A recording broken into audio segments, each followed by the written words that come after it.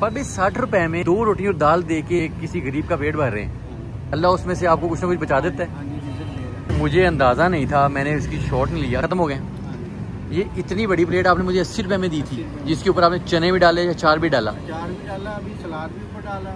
ओए होए होए होए, अभी रायता भी डालना था, वो खत्म हो गया भाई, दिल जीता है आपने। ये आप बड़ा ही प्यारा खाना दे रहे हैं। कुछ दिन पहले मेरा रैंडमली फाद भाई के पास जाना हुआ, जो कि बहुत ही सस्ते रेट्स के अंदर अमीर गरीब सबके लिए एक बेहतरीन सा घर का पका हुआ खाना खिला रहे हैं, ताकि किसी बंदे के पास कम पैसे भी हों वो भी आके यहाँ से अच्छा खाना एंजॉय कर सके। मैंने वैसे जब इसके रेट्स पूछे तो मैं इतना हैरान हुआ। आप लोगों के सामने आजकल के इतने महंगे दौर के अंदर इतना सस्ता और मेयारी खाना देना मेरे ख्याल से तो इम्पॉसिबल चीज है। मैंने जब वैसे पूछा कि आपने अपने सेटअप को मजीद अपग्रेड क्यों नहीं किया, तो जैसे कि उन्होंने बताया कि इमरान भाई, अगर मैं इस अपने सेटअप को अपग्रेड करना चाहता हूँ तो मुझे रेट्स बढ़ाने पड़ेंगे। इस वजह से कोई भी गरीब पर्सन मेरे पास आके खाना खाना चाह रहा है उसको भी ये खाना प्रोवाइड नहीं हो पाएगा। आप लोग को यकीन नहीं आएगा, जब मैंने ये खाना खाया तो मुझे इतना ज्यादा मजा और इतना टेस्ट आया। और सबसे इंपॉर्टेंट चीज आप लोगों के साथ शेयर करता जाऊं कि जहाँ पे फाद भाई अपना एक छोटा सा स्टॉल लगा के बैठे हुए हैं, इसके सराउंडिंग्स में यूनिवर्सिटीज के हॉस्टल्स हैं, गर्ल्स और बॉयज के हॉस्टल्स हैं, जिन्होंने खाना खाना ही बाहर से होता है। और इतना अच्छा खाना अगर उनको एक अच्छे तरीके से प्रेजेंट करके दिया जाए भाई कि इसमें मजीद इजाफा हो सकता है। आप लोगों के सामने ही है कि भाई अपने मामला को किस तरह बढ़ा सकते हैं जब वो इतने मुनासिब रेट्स के अंदर इतना बेहतरीन खाना दे रहे हैं। तो मैंने वहाँ बैठे बैठे एक नीयत की, क्यों ना फाद भाई के लिए कुछ ऐसा सेटअप किया जाए जिस बेस पे इनका ये जो प्रॉपर फूड का स्टॉल है ये बेहतर तरीके से रन हो पाए, और कोई भी हॉस्टल के बॉयज यहाँ पे आके खाना खाना चाहें तो वो भी आके प्रॉपर साफ जगह पे अच्छे तरीके से बैठे इतना सस्ता और म्यारी खाना खा सके। ये सारी बातें सोचने के बाद नेक्स्ट डे मैंने सलीम भाई को अपने साथ बिठाया और पहुंच गया फाद भाई की शॉप पे, जो कि आज का अपना स्टॉल लगा के और वाइंड अप करके इस टाइम फ्री बैठे हुए थे। मैंने फाद भाई जाके डायरेक्टली बोल दिया कि आप जो इतने मेहनत से इतना बेहतरीन खाना इतने सस्ते में देते हैं तो क्यों ना उसके अंदर में अपना हिस्सा डालते हुए आपके सेटअप को कुछ बेहतर करने में जो पॉसिबल होगा वो करते हैं। मैंने वैसे पूछा कि इस टाइम आपको सबसे ज्यादा जरूरी चीज क्या लग रही है। भाई ने मुझे कहा अगर हमारे स्टॉल की छत बेहतर तरीके से लगा ली जाए और नीचे से कुछ ग्राउंडिंग का काम कर लिया जाए तो कोई भी स्टूडेंट और कस्टमर यहाँ पे आके बैठ के खाना खाना चाहेगा तो खुशी से यहाँ पे आके बैठ के वो भी सस्ता खाना खा सकता है। ये सारी चीजें हमने सलीम भाई से डिस्कस की, कुछ मेजरमेंट्स ली और पहुंच गए एक लोहे वाली शॉप पे, जहाँ पे जाके हमने कुछ एंगल्स परचेज कर लिए। एंगल इसलिए परचेज किए जा रहे हैं कि फाद भाई का जो स्टॉल है उसके ऊपर जैसे एक तरपाल लगी हुई जो कि ऑलमोस्ट गिरी हुई है, जो कि सिर्फ रस्सियों से बांधी गई है। इस एंगल को अच्छे से वेल्ड करने के बाद हम इस तरपाल को बेहतरीन तरीके से लगा सकते हैं। एंगल परचेज करने के बाद हमने उसका बिल दिया और डायरेक्टली एंगल को पहुंचा दिया सलीम भाई की शॉप पे, जहाँ पे जाके उन्होंने उसके अंदर कुछ कटिंग्स और कुछ वेल्डिंग का काम करना था। नेक्स्ट डे काफी तेज बारिश हुई तो सलीम भाई ने मुझे कहा कि इमरान भाई मैं आज ये वेल्डिंग का काम बिल्कुल नहीं करने वाला। जबरदस्ती सलीम भाई को साथ उठाया और लेके पहुंच गया फाद भाई के पास, जहाँ पे जाके भाई ने अपना वेल्डिंग का काम स्टार्ट कर दिया। एक अच्छे तरीके से फ्रेम को वेल्ड करने के बाद इसके ऊपर तरपाल लगाने का काम स्टार्ट किया जाना था। उसके साथ साथ इसके ऊपर हमने शॉपर भी लगा दिया ताकि बारिश के मौसम में जो भी बारिश है वो नीचे टपकने की बजाय एक साइड से पानी सारा साइड पे फ्लो हो जाया करेगा। जैसे ही हमारा फ्रेम तरपाल उसके ऊपर लगाया गया, शॉपर अच्छे से सिलाई हो चुका था, तो हमने कुछ लोगों की मदद के साथ ऑलमोस्ट 6 घंटे की मेहनत के बाद ये तरपाल वाले फ्रेम को अच्छे से ग्राउंडिंग और साइडों से ड्रिलिंग करके इसको फिक्स कर दिया। अल्हम्दुलिल्लाह आप लोगों के सामने हमारा एक काम अच्छे से कंप्लीट हो चुका है। नेक्स्ट डे अर्ली मॉर्निंग मैं पहुंच गया ईंटों वाले भट्टे पे, जहां से जाके ईंटों का रेट लिया ताकि अब हम नीचे जो ग्राउंडिंग का काम है, जहां पे कस्टमर और स्टूडेंट्स आके बैठ के खाना खाना पसंद करते हैं, उस जगह को अच्छे से क्लीन और वहां पे प्रॉपर सीमेंट करवा ली जाए। मिस्त्री और मजदूर से एस्टिमेशन लेने के बाद मैंने ईंटों वाले भाई से ईंटों का ऑर्डर किया, इसको लोड करवाया और भाई की शॉप पे जाके अनलोड करवा दिया। ईंटें, रेत और बजरी को भाई के स्टोर पे पहुंचा देने के बाद नेक्स्ट डे जैसे ही मैं उनके पास पहुंचा तो जिन मिस्त्रियों से हमने बात कर रखी थी उन्होंने ऑलरेडी आके अपना काम करना स्टार्ट कर दिया था। आप लोगों के सामने भाई के स्टॉल को एक अच्छे तरीके से मेजरमेंट करने के बाद इसकी ग्राउंडिंग करना स्टार्ट कर दी गई थी। हमारे देखते ही देखते ऑलमोस्ट 2 दिन की मेहनत के बाद इस सारी जगह पे अच्छे तरीके से ईंटें लगा दी गई थी। अब इसके ऊपर बस सीमेंट का काम करना बाकी था। मैंने भाई को कहा कि जब तक ये अपना काम कंप्लीट कर रहे हैं आप मेरे साथ चलें और जाके होटल में इस्तेमाल होने वाला जो सामान आपको रिक्वायर्ड है वो लेके आते हैं। भाई ने मुझे ऑलरेडी बता रखा था कि इमरान भाई मैं अपने काम को और अपनी क्वांटिटी को मजीद बढ़ाना चाह रहा हूँ, क्योंकि यहाँ पे इंशाल्लाह मेरा काम मजीद बेहतर हो सकता है, क्योंकि अब मेरे होटल की थोड़ी सी लुक निकल आएगी। इस सारी चीजों को देखते हुए भाई ने अपनी मर्जी के मुताबिक जो जो बर्तन उनको खाना बनाने के लिए और डिस्प्ले करने के लिए चाहिए थे वो भाई ने अपनी मर्जी से परचेज किए। उसके साथ साथ खाने को गर्म रखने के लिए हमने अंगीठियां भी परचेज कर ली। ये चीज परचेज करने के बाद मैं भाई को लेके पहुंच गया अदनान भाई की शॉप पे, जो कि आप ऑलरेडी जानते हैं कि वो हर प्रोजेक्ट के अंदर जितनी भी फ्लेक्सीज लगती हैं टोटली फ्री ऑफ कॉस्ट मुझे बना के देते हैं, ताकि हर एक प्रोजेक्ट के अंदर उनकी नेकी भी शामिल होती रहे। ऑलमोस्ट 1 घंटे की डिस्कशन के बाद हमारे जो भी फ्लेक्सी का डिजाइन डिसाइड हुआ, इस चीज का ऑर्डर दिया, मैंने भाई को साथ दिया। और अब हमें सबसे ज्यादा जरूरी न्यू चेयर्स और न्यू टेबल्स रखना रिक्वायर्ड थे, क्योंकि कोई भी कस्टमर कोई भी स्टूडेंट यहाँ पे आके बैठ के खाना चाहे तो तसल्ली से सॉलिड जगह पे साफ सुथरे टेबल के ऊपर बैठ के अपना खाना एंजॉय कर सके। ये सारी चीजें परचेज करने के बाद लोडर हायर किया, उसके अंदर 1 बाय 1 सारे सामान को लोड करना स्टार्ट कर दिया। वापस अपने स्टोर पे पहुंचे तो आप लोगों के सामने हमारे जो मिस्त्री और मजदूर भाई हैं इन्होंने इस काम को अच्छे से अंजाम दे दिया था और हमारा वेट कर रहे थे कि मैं उनको उस दिन की उजरत दूं ताकि वो अपने घर को रवाना हो सके। मैंने जल्दी से भाई का हिसाब कर दिया। उतनी देर में हमारा लोडर आ चुका था जिसके ऊपर हमने सारा सामान लोड करवा रखा था। 1 बाय 1 भाई ने कुछ भाइयों की मदद से सारे सामान को अनलोड करना स्टार्ट किया और अपने घर पहुंचा दिया। नेक्स्ट नेक्स्ट डे मुझे नान भाई की कॉल रिसीव हुई कि नान भाई आपकी फ्लेक्सिस बिल्कुल तैयार हो गई है, काइंडली इसको आके रिसीव कर लें। फ्लेक्सिस दी नान भाई का बहुत ज्यादा शुक्रिया अदा किया। फ्लेक्सिस देते ही मैंने फाद भाई को कहा कि आप मेरे साथ जल्दी से बाइक पे बैठे, को बैठाया और पहुंच गए एक चिकन बनाने वाली शॉप पे। अपनी मेजरमेंट के लिहाज से भाई से चिकन निकलवाई, उसकी कटिंग करवाई। चिकन लेने के बाद हम वापस पहुंच गए अपने स्टॉल पे। अब सबसे ज्यादा जरूरी चीज जो कि होटल लाइन में बनने वाला ग्रोसरी होती है वो लेने की बारी थी। फाद भाई जिनसे ऑलरेडी ग्रोसरी कर रहे हैं वो इनके बिल्कुल नेबर में है, जो कि इनको होलसेल पे अच्छे रेट्स में इनके लिहाज का सामान इनको दे देते हैं एक इनफ क्वांटिटी के अंदर। जो चावल वो ऑलरेडी बना रहे हैं वो राइस, उसके साथ घी और उसके साथ साथ व्हाइट चने भी इनफ क्वांटिटी के अंदर परचेज कर लिए, जो कि इनके लिए काफी ज्यादा फायदेमंद होने वाले थे। इस सारे सामान को वन बाय वन भाई ने अपने घर पहुंचा दिया और मुझसे एक रिक्वेस्ट की कि इमरान भाई मुझे काइंडली अच्छे मसाले रिक्वायर्ड हैं ताकि मजीद मैं अपने खाने का मेयार बेहतर कर सकूं। देखो अपने साथ बैठाया और पहुंचा एक ऐसी शॉप पे जहां से जाके मैं अपने घर का खुद जाती खाना बनाने के लिए मसाला लेता हूँ। उस शॉप पे जाके भाई को ऑर्डर किया कि फहद भाई जो जो मसाले आपको कहें और जितनी क्वांटिटी में कहें वो निकाल के पैक करना स्टार्ट कर दें। भाई ने वन बाय वन भाई से पूछते हुए सारे मसाले अच्छे तरीके से पैक करना स्टार्ट कर दिए। जितनी देर में भाई बिल बना रहे थे तो हमने जल्दी से जाके चावल के ऊपर रख के देने के लिए एक बेहतर किस्म का अचार परचेज किया, वापस आके बिल पे किया, अपना सामान कैरी किया। और एक आखिरी चीज जो कि सबसे ज्यादा जरूरी है, कोई भी हॉस्टल वाला लड़का या लड़की आके यहाँ से खाना खाना चाहे, यहाँ पैक करवा के लेना चाहे, तो उसके लिए जो भी हमें शॉपिंग बैग्स और जो डिब्बे रिक्वायर्ड है वो सारे यहाँ से परचेजिंग करना स्टार्ट कर दिए। टोटल सामान निकलवा के उसका बिल पे किया, को साथ बैठाया और पहुंच गया वापस अपने स्टॉल पे। अल्हम्दुलिल्लाह जब मैं नेक्स्ट डे फाद भाई के स्टॉल पे पहुंचा तो आप लोगों के सामने कितना खूबसूरत, अब इसकी ऊपर से प्रॉपर छत भी मेंटेन हो चुकी है, नीचे से उसके पाइपिंग की ग्राउंडिंग भी हो चुकी है, उसके साथ साथ नीचे जो हमने टेबल लिए थे वो भी अच्छे से एडजस्ट कर दिए गए हैं। इसके साथ साथ आप लोगों को नजर आ रहा है कि जितनी भी हमने फ्लेक्सिस बनवाई थी उनको अपनी अपनी जगह पे लगा दिया गया है ताकि देखने वाले के लिए थोड़ी सी अट्रैक्शन हो सके, उसका दिल करे कि इतना सस्ता खाना कोई कैसे दे सकता है। और इस चीज की मैं आपको श्योरिटी देता हूँ कि अगर आप इनके पास एक दफा जाके कोई भी इनका सालन या राइस ट्राई कर लेंगे और वो भी इतने कम रेट में, तो आप लोग दोबारा इनके पास जाना जरूर पसंद करेंगे। आप लोगों के सामने इस टाइम भाई का चेहरा बहुत ही ज्यादा मुतमईन नजर आ रहा है। मैं जैसे खाना खाने की नीयत से इनके पास पहुंचा था और आप लोगों के सामने अल्लाह ताला ने इनके लिए एक बेहतरीन निजाम लिखा हुआ था जो कि हमारे हाथों अल्हम्दुलिल्लाह पूरा हो चुका है। मेरी आप लोगों से बहुत रिक्वेस्ट है, अगर आप साहिवाल सिटी में रहते हैं और पाकपतन चौक में कभी आपका जाना हो तो लोकेशन अभी आपको भाई बता देंगे, टाइमिंग्स भी आपको बता देंगे। अगर आप लोगों का वहाँ पे जाना हो तो लाजमी इस चीज को ट्राई कीजिएगा। आप लोगों को इनका खाना खा के नो डाउट बड़ा मजा आएगा। जो भी पसंद आएगा उसको गर्मा गर्म रोटी, नान, सालन, जो चीज कहेगा मिलेगा। आप जरा मुझे बताइएगा अपने पास होता क्या क्या है, कोई भी खाना खाना चाहे तो उसके पास क्या क्या आपके पास डेली क्या रूटीन होती है?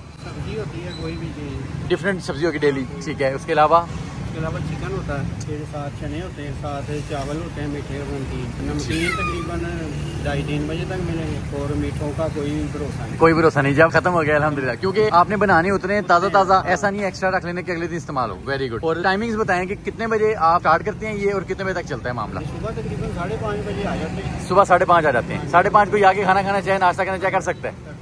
बेहतरीन। शाम को तकरीबन 3 बजे के बाद 3 मैक्सिमम, मतलब दोपहर 3 तक होगा। इसके बाद हो गया नहीं तो इससे पहले अल्हम्दुलिल्लाह फारिग होके घर टाइम हो गया, खाने का पता लग गया। मुझे बताएं कि किसी बंदे ने आपके पास आके खाना खाना हो, आसान तरीके से लोकेशन बताएं कि कहाँ पे आना पड़ेगा? चौक पाकपतन का पुल आप क्रॉस करेंगे ना, ये सामने बुलबुल होटल है। चौक पाकपतन में बुलबुल होटल है, उसके सामने आपके स्टॉल का नाम क्या है माशाल्लाह होटल का? बाऊ अशरफ होटल। पकड़े पकड़े मैं बताता हूँ क्यों, पकड़े बताता हूँ। ये है आपकी, मतलब मेरी तरफ से बिस्मिल्लाह, ठीक है।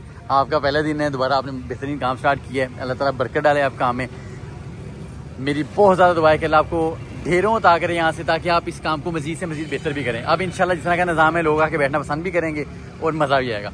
जिंदगी रही, इंशाल्लाह फिर मुलाकात होगी। क्या रखिएगा, अल्लाह हाफिज़। फाद भाई जो कि इतने माकूल पैसों के अंदर इतना अच्छा खाना खिला रहे हैं ताकि हर गरीब अमीर का पेट भर सके। आजकल की इतनी महंगाई के दौर में एक 60-70 रुपए में 2 रोटी और सालन के साथ पेट भर देना बड़ा मुश्किल काम है मेरी नज़र में। इसी वजह से भाई मजीद उसमें से मुनाफा भी निकाल पा रहे थे और अपना ऊपर छत का और नीचे फर्श का निजाम, उसके साथ साथ बाकी भी जो उनको न्यू सामान रिक्वायर्ड था वो भी कंप्लीट नहीं कर पा रहे थे। इसी चीज़ को देखते हुए मैंने जैसे नियत की और उनको बेहतरीन सा सेटअप जितना पॉसिबल था लगवा दिया गया। बस मेरी बहुत ज़्यादा दुआ है अल्लाह उनके काम में मजीद बरकत अता करे। एज ऑलवेज आपके सराउंड में कोई भी बंदा मेहनती है, एफर्ट कर रहा है इतने टफ टाइम के अंदर, तो अगर आप इतनी गुंजाइश रखते हैं कि उसके लिए कुछ हेल्प कर सकें तो लाजमी इसको सपोर्ट किया करें। वीडियो अच्छी लगी हो वीडियो को लाइक, चैनल को सब्सक्राइब बहुत ज्यादा मस्ट है। फेसबुक पेज पे देख रहे हैं तो मुझे पता है आप लोग फॉलो करके जाएंगे। रैंडम मीटर्स 1 के नाम से टिकटॉक की न्यू आईडी भी अवेलेबल है। आपसे मिलते हैं नेक्स्ट किसी भी अच्छी फूड और हेल्पिंग वीडियो में, तब तक के लिए अल्लाह हाफिज़।